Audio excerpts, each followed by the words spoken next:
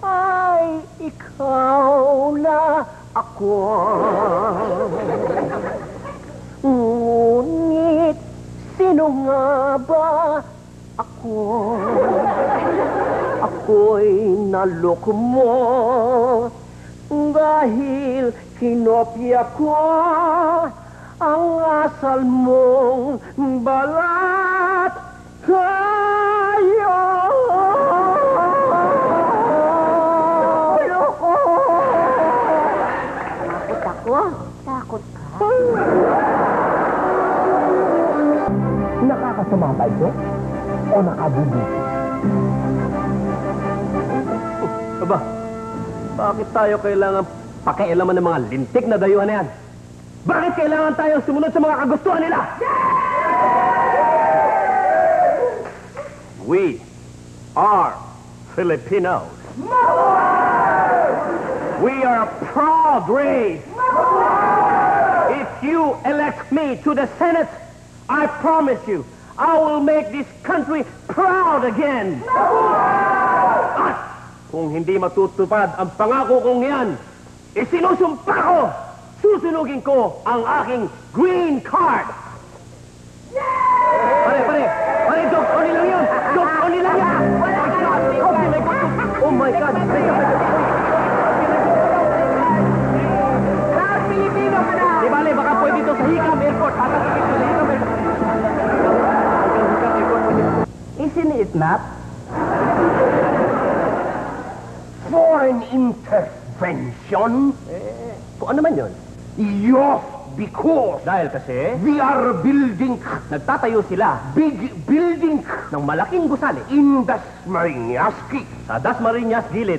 Yes, because Dahil kasi, NPA rebels ang mga napaang rebelde are using ay gumagamit Kalashnikov rifles. ng mga tirador na may balang pana. Yes, because Dahil kasi, we have Russian coverage meron sila mga Rusong umiinom ng tuba teaching na nagtuturo NPA rebels ng mga rebelde in Bikolsky sa Mayon Volcano and Kesongrad. at sa Rotonda. Welcome. If they have Russian submarines Kung meron silang Rusong submarino visiting once in a while, na umaakyat ng ligaw paminsan-minsan. Sige, tuloy mo. our submarines Ang mga submarino nila, do not bite hindi kumakain Filipinos, ng mga Pilipino at Pilipina. not like those American running dogs of Hindi kagaya ng mga asong ulol ng Amerikano. capitalism. Sige, tuloy. What do you prefer? Ano ang mas gusto niyo? American AIDS Cabaret or Russian roulette? o casino. Tama ba yun? Ardunovsky.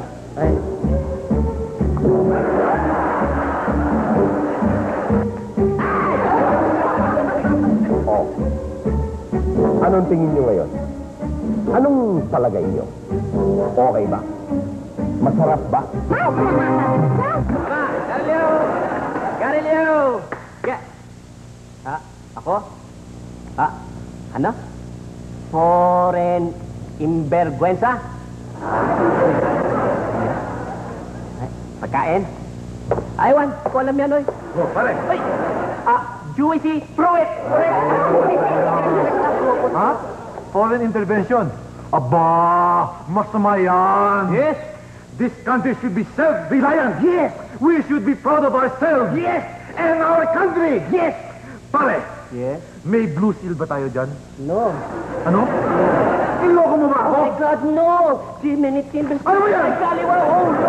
Ano ba yan? Oh my God! Stop!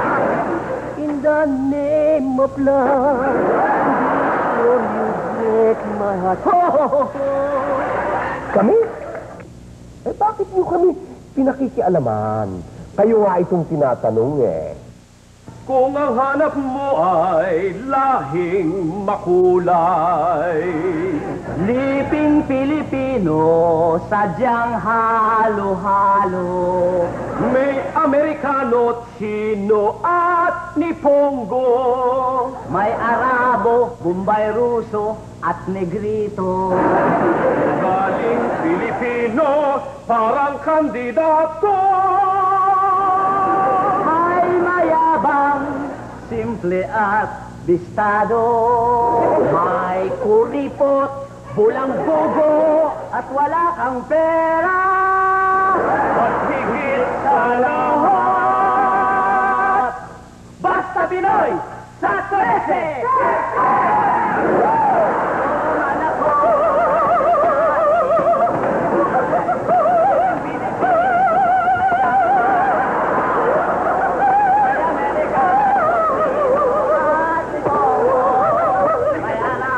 Bombay Ruso at Negrito.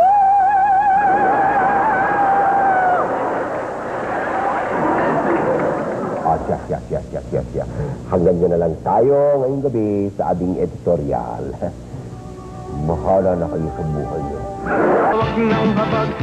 Ayon sa ilang mga saksi, sa pilitang idinaos ang Santa Cruzan ng ilang mga taong napikon dahil hindi sila ang napiling Hermano Mayor para sa isang mas malaking Santa Cruzan sa Kongreso na nakatakdang ganapin sa katapusan ng Hulyo.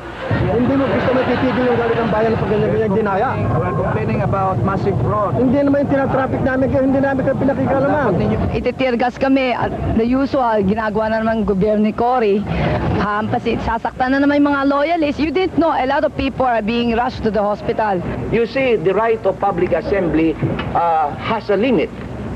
And that limit has been reached because we allowed them last night. We are not going to lose hope, not because na-transyon kami. We're probably regrouping. But you all know and you must have observed that the agitated people to rebellion, to sedition. That's not a matter of presidential concern.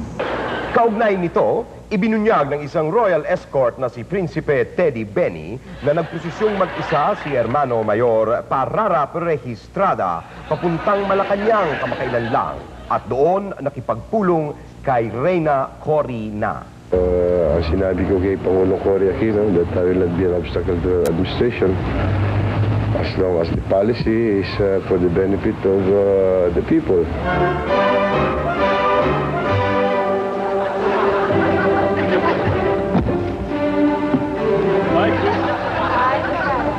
Oh, Pararap, napasyal ka. Mrs. President, sabi kasi dito sa call slip ko, dito daw ang location namin. Babasahin ko. Worse, at susugurin natin ang Malacanang. Fine. Yoni Rambo, Ogad, Asado, Kanto Esquina. Sorry, Mrs. President, mali. Hindi pala call slip ito, kundi co-slip. Pero, ngayon na nandito ka na, Pararap, sa aking My Palace, mabuti na rin siguro na sabihin ko sa'yo na magsisimula na sa Hulyo ang shooting ng aking My Film. Isang musical entitled Cory Poppins. Marami ng mga bida dito at naisa na kitang bigyan ng magandang role dito. Kaya lang alam ko na kontrabida roles lang ang ginagawa mo, kaya... Father Cory, bilang Hall of Fame ng Singkamas, kaya kong gampanan kahit na anong role. O, paano naman ang role mo dun sa Santa Cruzan sa EDSA? Huwag mo sabihin maglalagari ka. Father Cory, with overdue respect, artista ako. And I must honor my contract kahit na sino ang producer. Pero Mrs. President, kung musical yung inyong pelikula, hindi rin ako marunong kumanta. Dapat kong tandaan, ako ay public servant sa aking komersyal. Bayan muna! I am in favor of a meeting of the opposition and the administration so that we can thresh out differences. Huwag kayong makialam dito.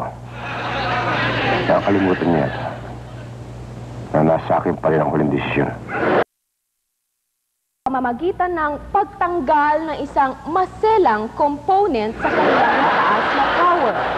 Dahil dito, may mga haka-hakang isang inside job ang nangyari. Sa kagandahang palad, may nakapanayam ang 6 O'Clock News na isang mamamayang nakasaksi daw sa pangyayari.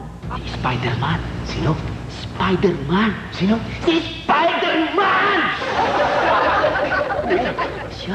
Siya nakita kong bumalik doon sa tore at kumuha ng kung ano man yun. Hindi ko alam.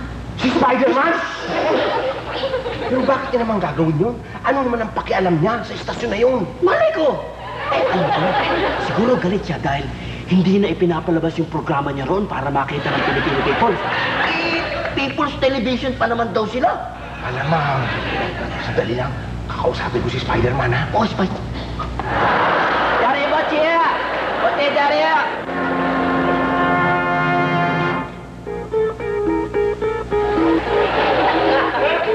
Hindi naman siguro gagawin ni Spider-Man yun. Hoy! Bakit? Alam mo ba kung paano mag-isip ang gagamba? Hindi. Eh, hindi naman pala eh. Ba't ka nakikialam? Palibasa, inaagaw yung utak mo?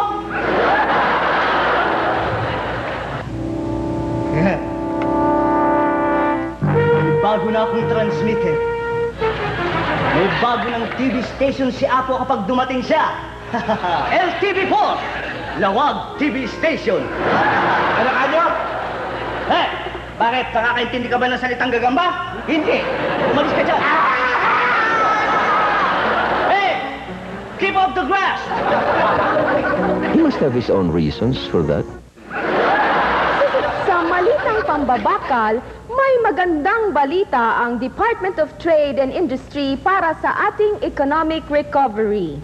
Ang banal na tradisyon ng Santa Cruzan na ginaganap sa buwan ng Mayo ay magiging international na at kikita pa ng dolyares para sa bansa. Ang Santa Cruzan na isang ritual ng mga Pilipinong Katoliko na nagmula sa paghahanap ng banal na krus ni Reyna Elena, ang nanay ni Haring Constantino, ay maaaring maging importanteng dollar earner para sa ating dollar-hungry na bansa.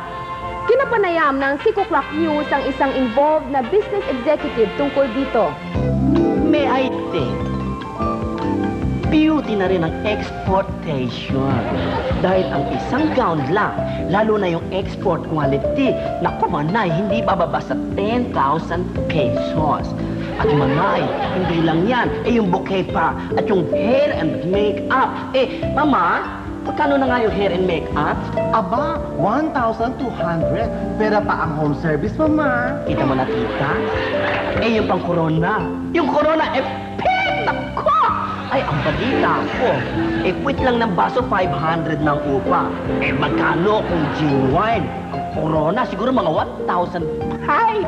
Ang ibig niyo bang sabihin ay ipadadala niyo ang Santa Cruzan sa ibang bansa? Yes! Tuturuan namin mag-Santa Cruzan ng ibang bansa para magpatahirin sila ng mga trahe at kung ano-ano pa. Saan bansa niyo naman niyo ipadadala?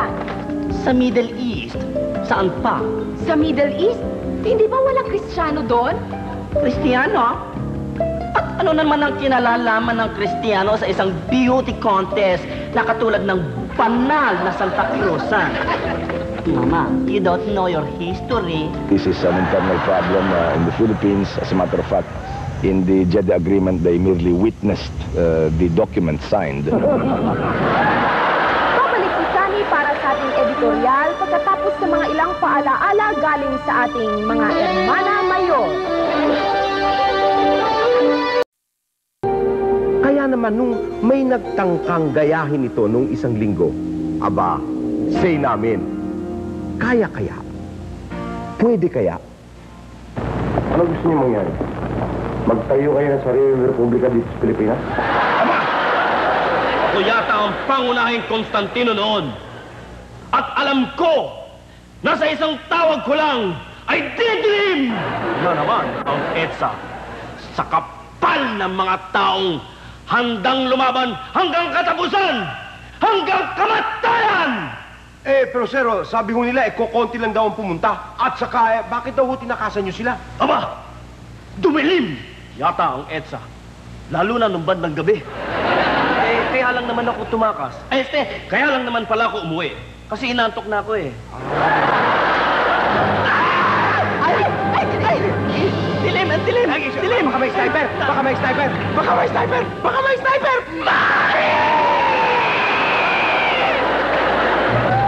It was different in February 1986.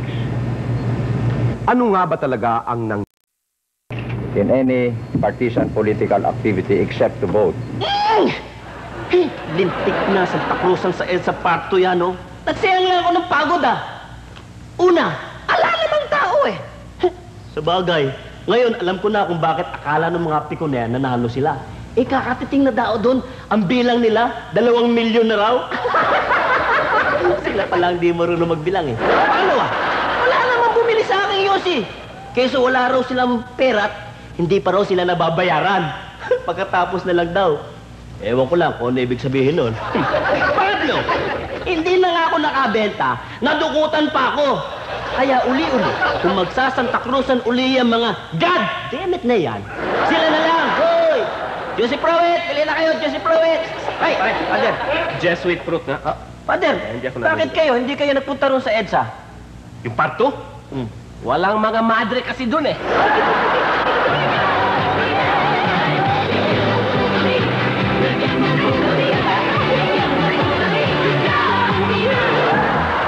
So, it's always nice to be with nuns. So.